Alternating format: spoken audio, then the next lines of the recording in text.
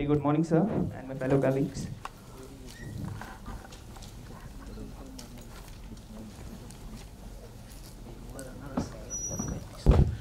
I'd request Dr. Gaurav to join me on the dais, please. Give him a big round of applause. He's been sitting through it all. It's quite a torture, I know, but we'll all learn in the process. And we would try to cover up for whatever remained. Only one case was missing, so that we'll cover up. A 44-year-old gentleman, Mr. Gurve, shopkeeper by occupation and resident of Pune, presented with the chief complaints of swelling in the right lateral aspect of his tongue since the last 3 months. There was associated pain in the swellings in the last 1 month. In the history of present illness, patient was apparently alright 3 months back when he noticed a small swelling over the right lateral aspect of his tongue while brushing his teeth. The swelling was initially small, about 1 into 0.5 centimeters in size, and enlarged to the size of about 3 into 2 centimeters in over 3 months. 2 months back, he also noticed he's spontaneously developing ulcer over the swelling which bleeds to touch. Since last 1 month, he developed associated pain over the swelling and aggravated on ingestion of hot and spicy food. He also complained of excessive salivation since then. There was no history of restriction of mouth opening or tongue movements, no history of difficulty in speech, no history of difficulty in swallowing, no history of earache. There was no history of repeated trauma from a carious tooth. There was no history of any recent loss or loosening of teeth. No associated swellings in the neck. There was no history of high-risk sexual behavior. No history of suggestive of distant metastasis. In the personal history, patient is a known tobacco abuser since the last 20 years. He consumes tobacco about 1 packet in a day in the form of quid, with quid contact time being approximately 30 minutes and no overnight placement of the quid. He also consumes alcohol daily, around 2 pegs, that's 60 ml. He is a non-vegetarian by diet and prefers spicy food, but he has been on bland diet since the past 1 month because of the associated pain. Sleep is undisturbed, bowel bladder habits are normal. There is no history of recent weight loss. Treatment history, patient is a known case of hypertension since the last 2 years and on regular treatment for the same with well-controlled blood pressure. The patient has not sought consultation for the present complaints with any doctor yet. Patient was examined in a sitting position. I'll start with the general examination. Yes. Always do. When you're presenting the complaints of the patient, do not use the terms medial or lateral, because this is avoidable.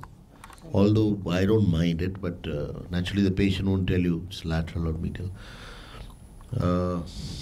Then it was swelling which became an ulcer. Yeah. So it started as a swelling which got ulcerated. Okay.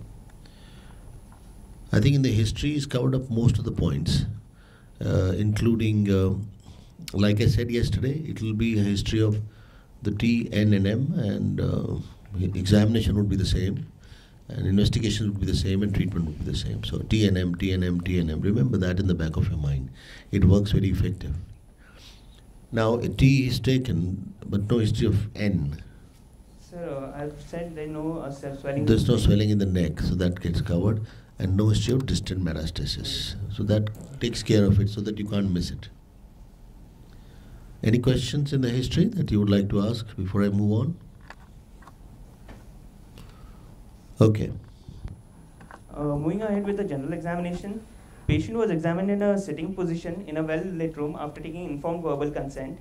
The patient first was averagely built and well-nourished.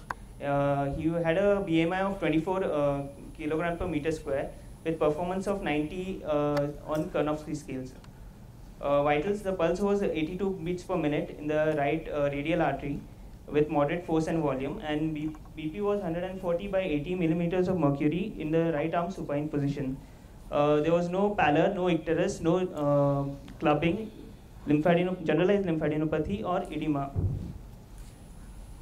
On inspection, first overall the facial symmetry was maintained.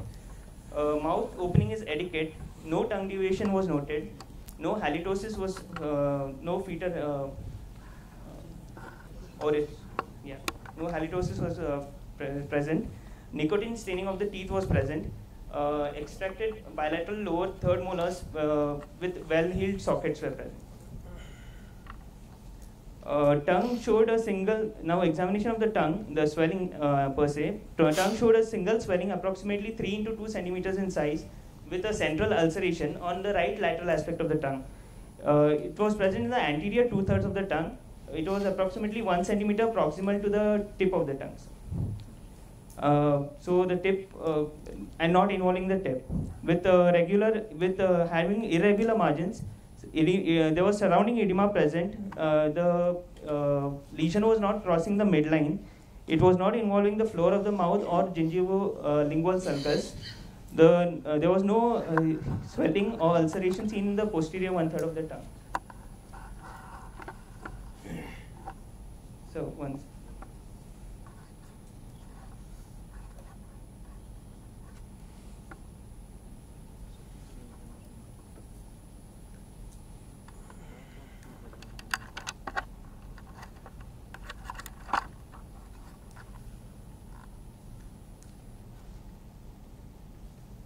Okay, coming to the ulcer per se. There was a central ulceration over the swelling, which was around 0.5 into 0.5 centimeters in size. The ulcer was having everted edges with the floor was covered with slough. There was no visible bleeding as such. There were no other leuco or erythroplakic patches seen elsewhere in the oral cavity. The retromolar trigone region and fascial pillars were normal. No other visible swellings in the neck on inspection. This was the case.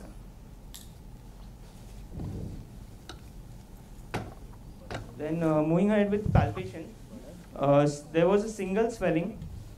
The inspectory findings were confirmed. There was a single swelling which was tender, 3 into 2 centimeter in size with firm consistency, uneven surface, friable and bleeds to handling. Irregular margins with surrounding induration about 0.5 centimeters around the swelling. The ulcer is based on the swellings. Neck was palpated from behind the patient with neck slightly flexed and no cervical lymphadenopathy was present. Examination of 9th, 10th and 12th cranial nerves was normal. Examination of scalp and ear, nose and throat was normal. Examination of cervical spine was normal. Systemic examination was also within normal limits. Diagnosis is a 44-year-old male with progressive ulceroproliferative tongue lesion on the right lateral aspect and history of addiction to tobacco and alcohol, most likely a case of carcinoma of tongue, clinically T2N0 M0 stage 2 disease. Excellent presentation. Give him a big round of applause.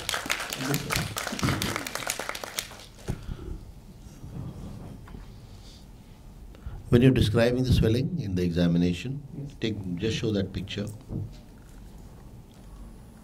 There you are. Now it isn't uniformly, the margins are not uniformly beaded or edematous or swollen, as you can see. There are areas where it is moving forward. Something which is peculiar to squamous cell carcinoma. What is it called? A field fire lesion.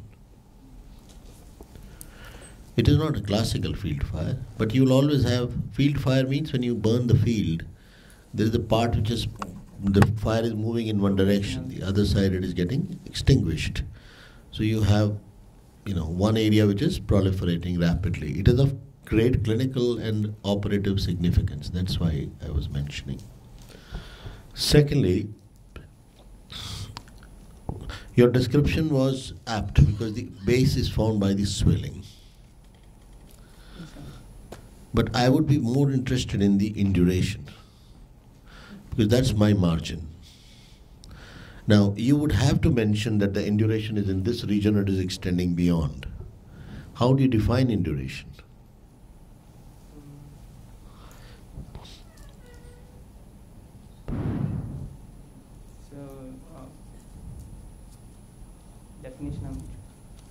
All right. What do you know of induration? Induration is basically I mean, some kind of a Hardness, hardening, which indicates which could be can be which could be reactionary. inflammatory or malignant. Reactionary or involvement of tumor. Yes. Inflammatory or malignant. So when you talk about, can you come here? You like it here or what? Come here, because I have to look at you.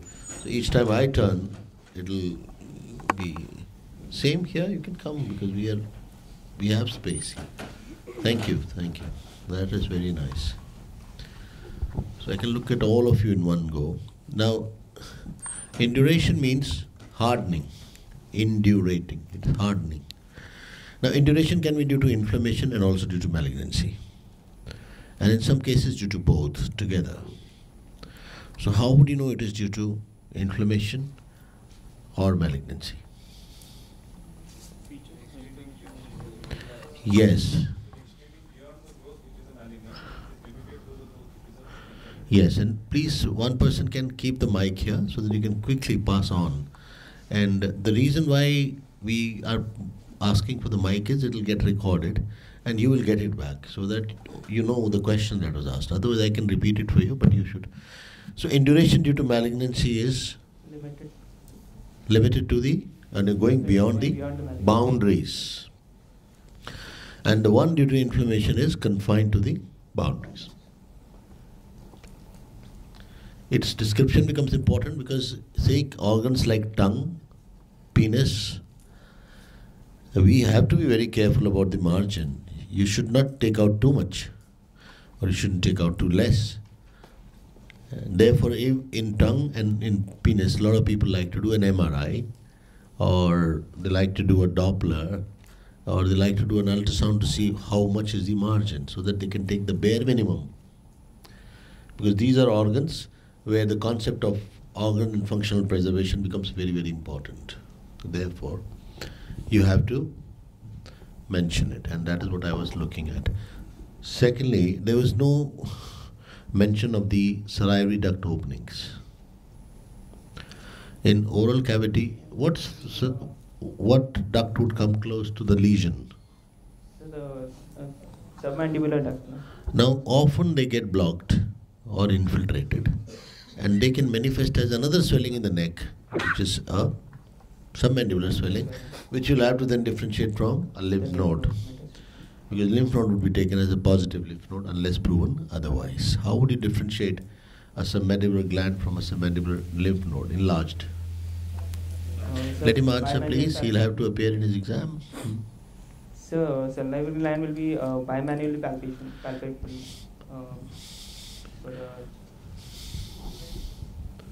Bidigitally.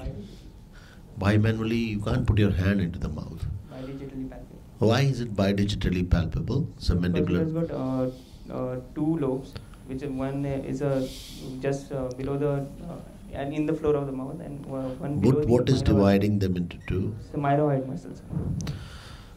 The lymph node lies superficially, and the gland lies deeper. So you will get.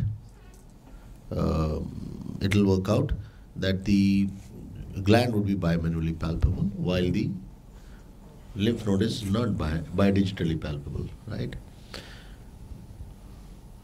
So that's another thing. Salivary duct openings have to be described, and he described the loss of teeth very well, because that's very important. When you get the socket under vision, you should also mention when it's still maintained well. Why? What is its significance? Why were you so fussy about it? Sir, usually in case of mandibular involvement, what happens is the alveoli are the kind of gateway to the invasion of the mandible. So the periosteum is a quite resistant structure to invade by the malignancy. So in a case of a loss of, like in case of invasion of the mandible, there will be loosening of teeth or a loss of teeth after the appearance of the primaries. And in case of edentulous patients, there is already. Now, if it is a soft, smooth, supple mandible, you can appreciate on palpation. And the socket also, if it shows all the margins clearly, then it has not been eroded. It's like you lose your teeth. The tooth just drops, and that's it. Here the tooth is displaced, it's thrown out, so the whole socket is distorted. That's what you need to see. You get the point? Similarly, in a recurrent case, sometimes you find a patient has come back with a recurrence. When the patient had surgery last time for radiation, they take out the teeth. So when they take out the teeth, also again it's smooth. So it has therefore got to be highlighted. And you're right, if the loss of teeth was after the lesion appeared, it is likely to be due to the lesion. If it was absent beforehand, before the symptoms, then it can be independent. And edentulous patients have a different outcome in terms of the growth invading the mandible faster. Therefore, they require the mandible to be resected mostly. And they tend to do worse than patients with a mandible which is intact or there is no loss of teeth. And he's right, periosteum is a very, very important barrier. So if periosteum is breached, it clearly indicates it's invaded. 9th, 10th and 12th cranial nerve you examine. Why did you examine 9th? The 9th for the glossopharyngeal nerve involvement.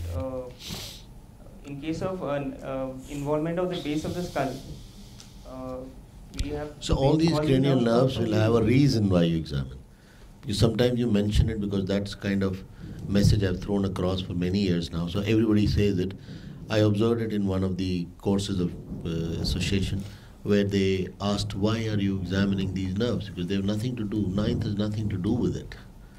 Then you should be able to answer that. The 9th cranial nerve comes out of which foramen? The 9th, 10th and 11th, 12th come out of the jugular foramen. Sir. Good. So if they're coming out of the jugular foramen, the jugular vein can have a level 2A node high up, which can indicate that the nerve is, which the nerve involvement can indicate that the skull base is involved. So it's an indirect evidence of involvement of skull base, which makes surgery out. We don't do surgery for skull base involvement because you will not get a clear margin. So therefore it's important. So you should be able to answer this, although you should do it all the time. The candidate could not answer why examined. It was an exam that I'm talking about. So 9th cranial nerve, how do you look for it? Sir, we look for the, we ask the patient to open the mouth and pronounce ah. So in that we... The soft palate moves up and so does the uvula. Okay? And if it does not, then one side it will go up, the other side it won't. If the glossopharyngeal nerve of the right side is involved, the right one would not go up, while the left one would go up. And this is called upturned curtain sign. Is it clear to the people at the back? Yes, sir. Upturned curtain sign. Upturned curtain sign is similar to this. There are two curtains and there is one person to manage it in the old theatre. And the curtains used to go up. So he goes to pull one side. So one side remains up, the other side is down. Then he runs to the other side. And that's how it all starts. So when they do it, one side is up, one side is down. It's typical, the side which has gone up is the side where the glossopharyngeal is... It's working. The other side it's not working. How do you look for 10th cranial nerve? The 10th cranial nerve is a vagus nerve, which is seen for by gag reflex. How do you look for gag reflex? So we stimulate the posterior 1/3 of the tongue or the posterior pharyngeal wall, and there will be a gagging. Don't do it, but just mention it. Anything else that 10th would do that you can check for?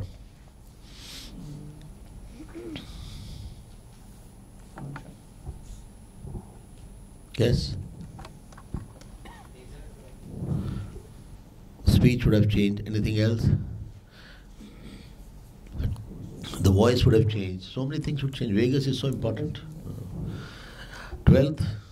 The 12th is the hypoglossal nerve, which is basically motor movements of the tongue.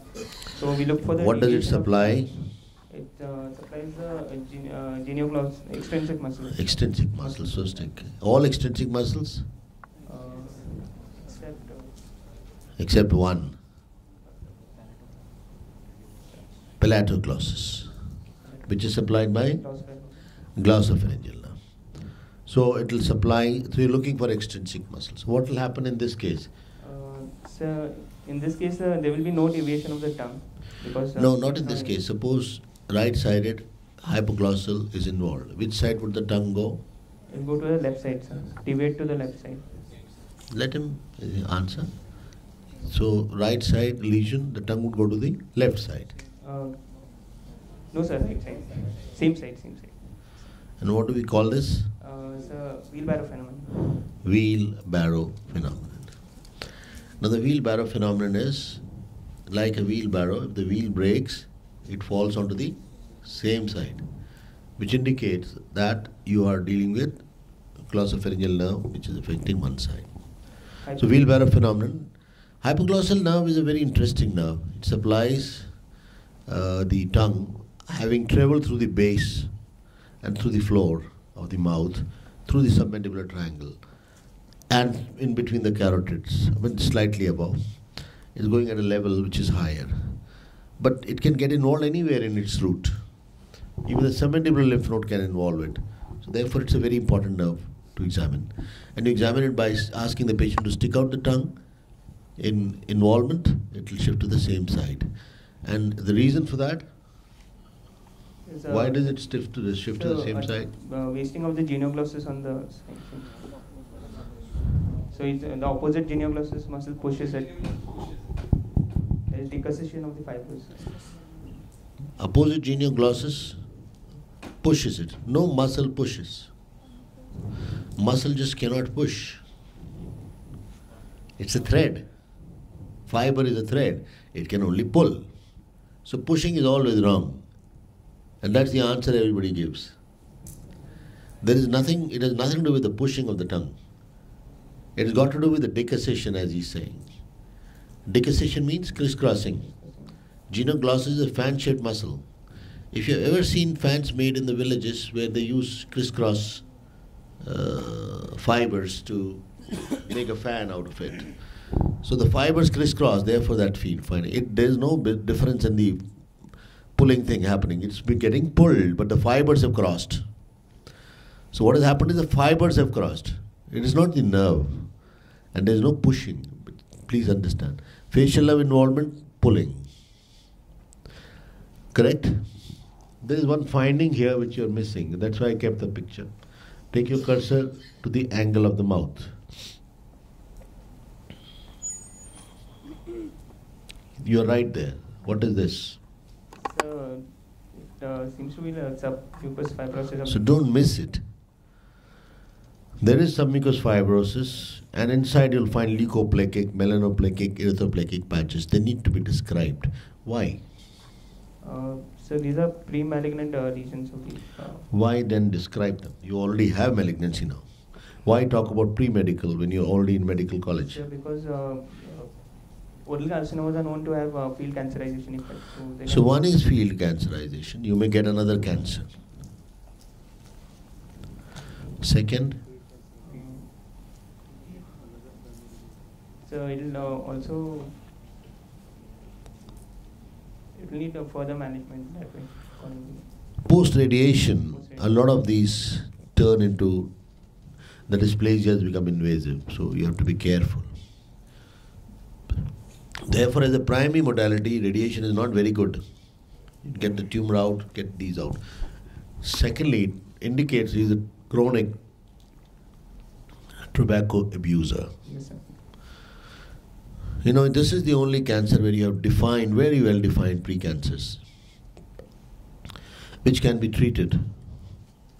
That is, they can be stopped from progressing. If they do progress, you're late.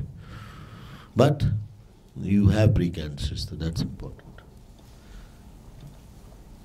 Mouth opening can be adequate or less than adequate, also based on submucous fibrosis. Mouth opening, how much is the adequate mouth opening? 4 centimeters, some people say 3 centimeters, that's fine. But don't say fingers. Then, wherever you can, avoid these oranges, lemons, fingers, toes. These don't work because they vary, subjective. Now, if you're looking at, if you say, approximately these many centimeters, that's fair enough. That gives you a reasonable understanding. The rest, I think, all was covered. So we don't need to really get into it unnecessarily. And he also mentioned that he examined the cervical lymph nodes from behind in a flex position, which is very important. He described the position in which the patient needs to be examined. Actually, frankly speaking, if I was examining him, I'll ask him the same questions that I've asked so far. So, and he'll answer most of them, so there is no problem. Your diagnosis, again you can go to the diagnosis, please.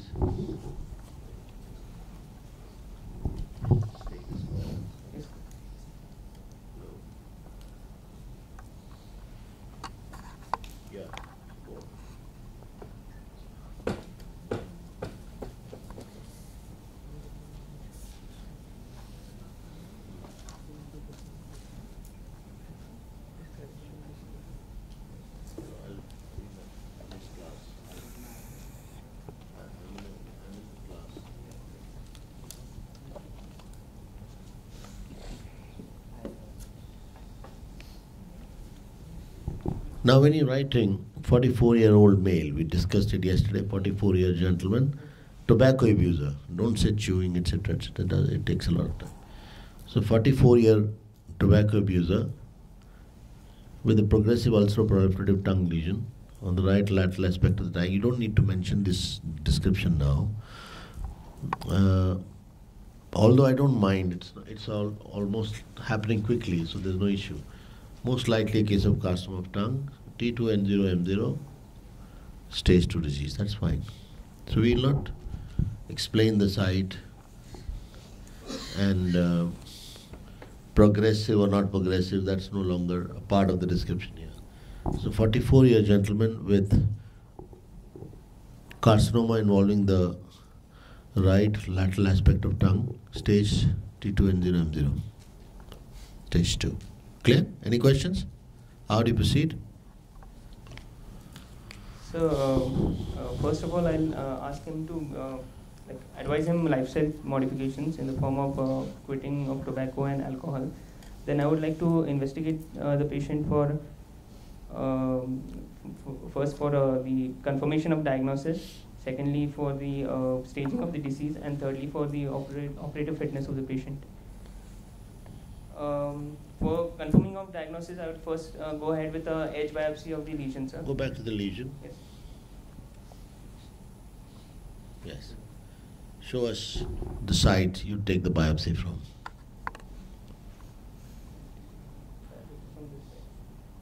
No, just tell us the exact site. No, this.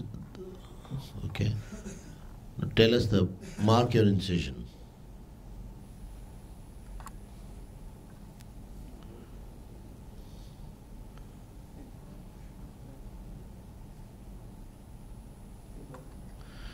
Well, go a little up. Up means towards you. Further, and now go up. That's an area where you have some normal tissue and that's looking like the edge of it. So you'll preferably take it from the edge. Anterior is fine. And the place where you're pointing, it'll be nodule that will make into an ulcer unnecessarily. So take it from the edge, which you're trying to say, I mean, this is what will be asked, okay? Now, you've said the histopathology and it comes out to be equivocal. What do you do next? So I would start the patient on a course of antibiotics and mouthwash. So if you want to kill this question, you can start by saying that patient has come to you, can give oral mouthwashes, antibiotics, and then take a biopsy, but nobody likes to hear that. Investigations to confirm the diagnosis, investigations to support the diagnosis, to stage the disease and to treat the patient. That's what he said. To confirm, I'll do an edge biopsy, preferably from the anterior edge. Why from the anterior edge? So that there is no posterior extension of the... Very good. You don't want to increase the margin behind. Next. And edge because we'll get proliferating cells from it. So don't talk about normal tissue and abnormal tissue here, but by and large, proliferation is maximum. Anterior because you don't want to extend the margin posteriorly, which adds to the trouble. You said the mouth opening is adequate, yes, right? So you're able to get in and there is a comfortable posterior margin is very clearly visible, but I can actually see the induration even without palpating. Further up, that's the margin. When you palpate it, you'll find it can be even slightly further away, because margin is the key when you're doing surgery for cancer. You can't miss out. Okay, so we've done an edge biopsy. It is moderately differentiated squamous cell carcinoma. What do you do next? You said to support stage. Yes, sir. To stage the disease, since clinically nodes are not palpable, I would do an imaging of the neck, preferably in the form of a CT neck, sir, so that the nodes, if any, can be made up. Can ultrasound do the job? Yes, sir, but CT will give us extra. What extra information is it that you're seeking?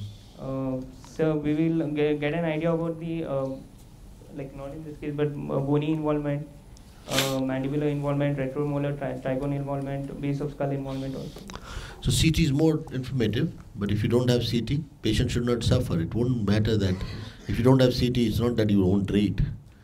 You will still assess the neck using ultrasound, and we have discussed the ultrasound features of a lymph node yesterday. We are not wasting time. What treatment would you offer now? So Any metastatic workup for a tongue cancer? So, I would do a chest radiography or a CT scan and abdominal USG, sir. Yeah, bare minimum.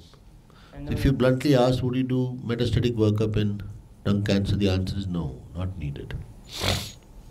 and in certain cases, like not in this case, but oral malignancy, we can also advise PET CTs. Yeah, I mean, I was not even going to CT. You go to PET CT now, so that is some people doing it. What is the NCCN criteria?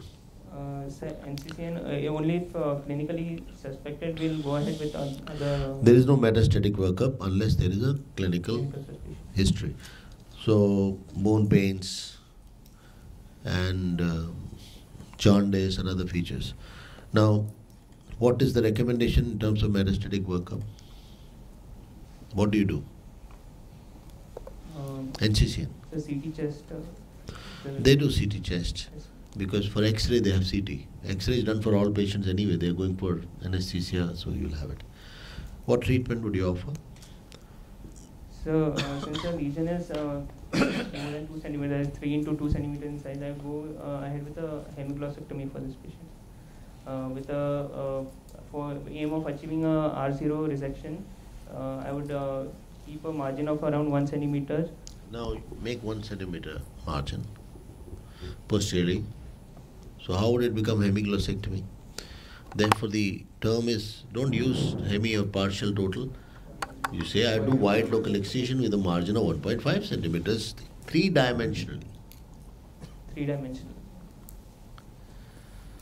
So the answer is wide local excision with a three-dimensional margin of 1.5 centimeter, which would make it R0, which means microscopic freedom from the disease. And do not use terms like hemiglossectomy, because then you get into how much is hemi, how much is partial. Although 30% would be partial, 50% would be hemi. But that's not all the time. So if you mention the margin, and in the process, when you're taking the margin, if it becomes hemiglossectomy, that's different. But you don't say hemiglossectomy and then you're doing a wide local excision only. So the answer is wide local excision with a clear margin of 1.5 centimeter all around, three-dimensionally. That's what I'm insisting on it. And for this three-dimensional business, only a lot of people want to see the MRI of the tongue. Tongue is one place where it is indicated. How about the neck? So for the neck, since it's a N0 disease and tongue cancers, so we'll wait for the histopathology report. If it's a high-grade tumor, then we have to go ahead with a modified radical neck dissection. Otherwise, if it's a low-grade tumor, then we'll only a supraomoid neck dissection should suffice. Which type of supraomoid you do in tongue? So which type? What is supraomoid neck dissection? Ipsilateral. No, what is it? It is, sir, excision, removal of all the fibrofatty tissue, fascia, muscles. Levels. Level nodes 1, 2, and 3, sir. Levels 1, 2, and 3. Okay. And what would that be? Sir, the mental submandibular. No, 1, 2, 3 I know. Okay. Now what would be in tongue? You take out 4 also. Extended. This is always extended in tongue. Why? Sir, because skip lesions are known to. Skip lesions are common. Why are skip lesions common with tongue? Sir, because the lymphatics are. No, sir, I'm not sure. No problem. Anybody? Yes. No, why would they skip? Skip means, usually you expect them to go to 1, 2, and 3, and in tongue we find even 4. So why is it so? Skip means it has skipped the one in middle. Bilateral would mean bilateral spread. Crisscrossing is alright. How would chewing and speaking impact it? Look, the tongue is a muscular organ which is constantly, there is a lot of churning of lymphatics because its lymphatics keep getting churned as the tongue is always contracting. And the embolic phenomenon, that is when there is a pump functioning, can sometimes take the lymphatic emboli beyond level 3.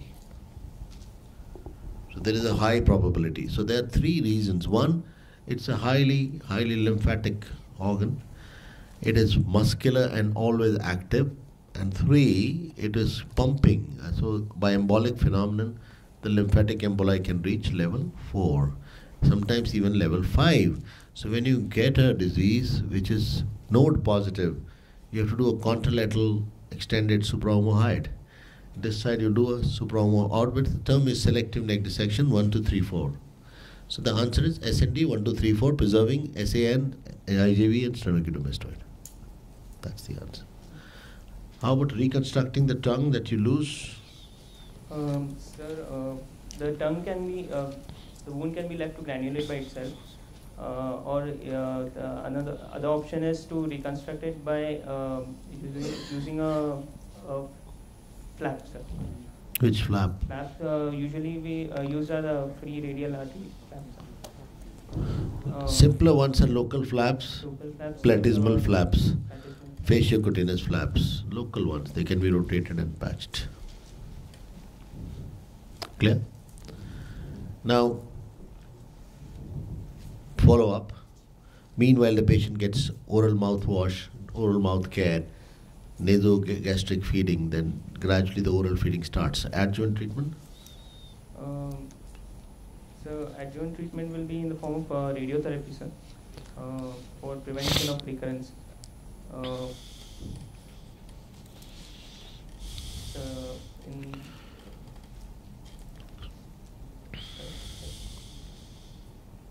Usually radiotherapy is indicated in like very small lesions, primary itself, which are very small. Adjuvant radiation I'm talking.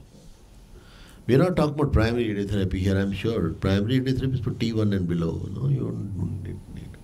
Why radiotherapy is a bad option, I've already told you. Yes, it can make so many lesions flare up and you can have unnecessary confusion. So, adjuvant radiation, what's the problem? They'll all get it. What are the indications?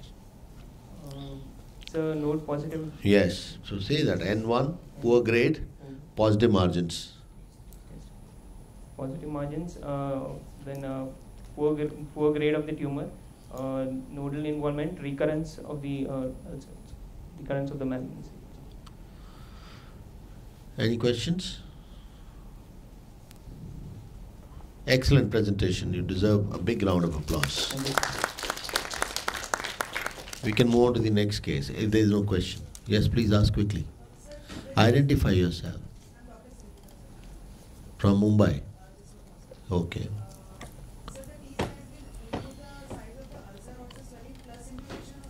Plus in duration.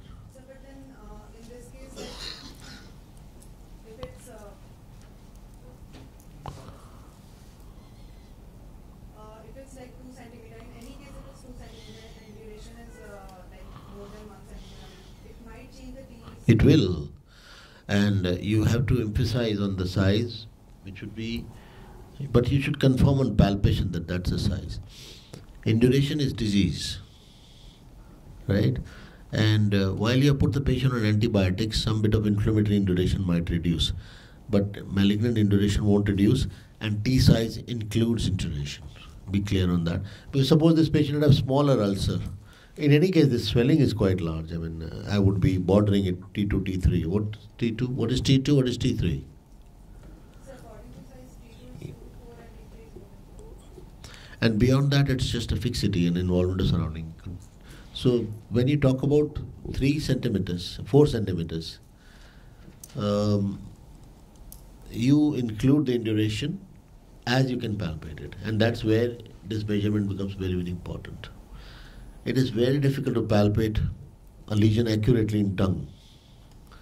And many a times there are mistakes. But in that case, is it right to upstage it or downstage it? The answer is, it will depend on your operative findings. When you're operating, you'll take a decision based on the induration anyway. And you'll mark your posterior margin first, because that's the most important margin for us.